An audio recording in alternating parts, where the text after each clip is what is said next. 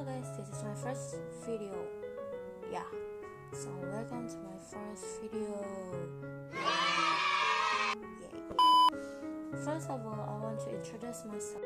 Hello, my name is Nasya and I'm in class 9-1 elementary school. So for today, I want to tell you my favorite narrative story.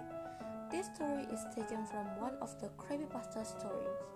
If you don't know what is creepypasta stories, so creepypasta are horror-related legends that have been copied and pasted around the internet. These internet entries are often brief, user-generated paranormal stories intended to scare readers. They include gruesome tales of murder, suicide, and otherworldly occurrence. According to Time magazine, the genre had its peak audience in 2010, but it was covered by the New York Times. Sometimes this is very dangerous if read by people who have mental health, because it could away his mind, and finally he practiced it in real life and murder a victim. So don't get too carried away and think it's just a normal story. So this is my favorite story. The title is Slenderman. Yup, Slenderman. Slenderman is a thin, tall humanoid with no distinguishable facial features who wears a trademark black suit. He is also very tall, I think as tall as a pole. Well, I don't care. The most important thing is he likes to kidnap small children and have tentacles. Poor children. So to the story. After waking up with a jolt, the girl lay in bed a few seconds longer. Reaching over to switch on her bedside lamp, she tried to remember exactly what had stolen her sweet slumber away. When she couldn't, the brunette swung her legs over the side of the bed and heaved herself up. Checking the time on her phone, she snorted when she saw it was midnight, the witching hour. Knowing that sleep would only evade her, she left her bedroom for the kitchen. A good cup of coffee on her mind.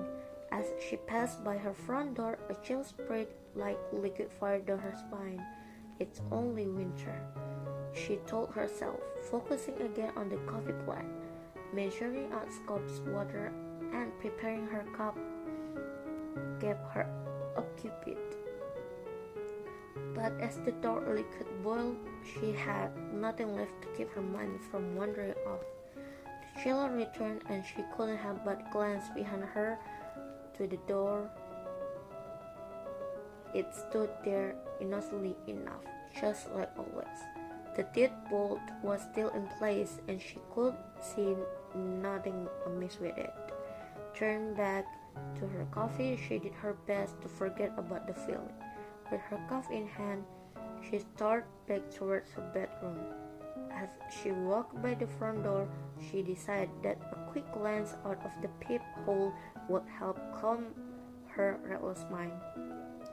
The chill was with each step she took towards the door and further away from the safety and warmth of her blankets.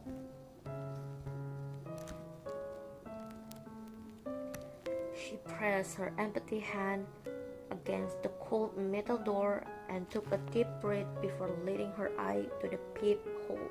At first, she could only see an inky black glass and somehow seemed to swirl in itself. When she blinked in surprise, the void melted away. She wished it hadn't. In its place, there stood what she could only guess was once a man. The limbs were long and inhumanly awkward, with bulky joints branching off into several arms, not unlike the branches of the tree. The creature was draped in a black suit, somehow making the thing more nightmarish to her. The icing on the proverbial cake, however, was wet past as the hellish thing's face. It was as though her mind blurred the ghastly visage to spare itself further shock and horror. She shoved herself away from the door with the hand still pressed against it. The scalding mug of coffee fell, the liquid burning her bare legs as she fell backwards and tried to crawl away from the door. She knew somehow that her mind hadn't been playing tricks on her. As she crept well away from the door, she watched as tense as black as the void she first saw snake around through the cracks. The girl was trapped between the instinct to flee and the gut feeling to not turn her back on the door. When the door jolted, the urge to flee overcome her and she slipped in the burning liquid as she tried to make it back to her room. She knew deep down that she was trapping herself in a corner, but she had to get away from the door. The girl was halfway down the hallway when she heard the previously locked door creak open. She screamed and slipped into a wall, cracking her chin on it and stunning her. After that, there was only blackness. "Nicole!" A warm male voice snapped the woman out of her trance. As she turned around, she was met by one of her sister's doctors. She nodded, not sure if she should say anything or even if she could find her voice.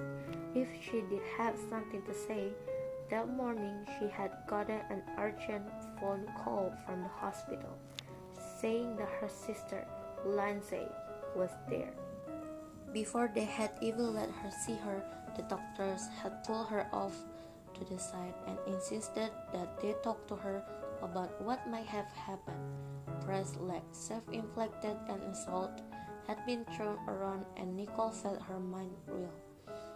She still had a full understood what they had been saying until she saw Lindsay with her own eyes.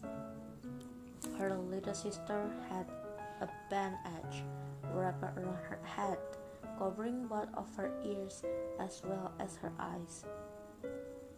They said it was to keep her now dead-net eyes from drying out and to try to keep infection out of the wounds Lindsay had made to her ears.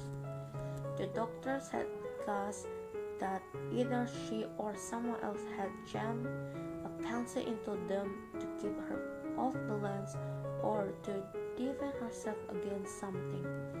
There was the mix of first and second degree burns on her hands, legs, and feet from what was assumed to be the coffee her neighbors found slipped all over the entry to her apartment. As Nicole walked into her sister's hospital room the first time, she thought she had spied the silhouette of a man in the window. That she knew was impossible. Her sister's room was on the third story of the hospital. Wow, cool story. Yeah, anyway, thank you so much for watching and see ya!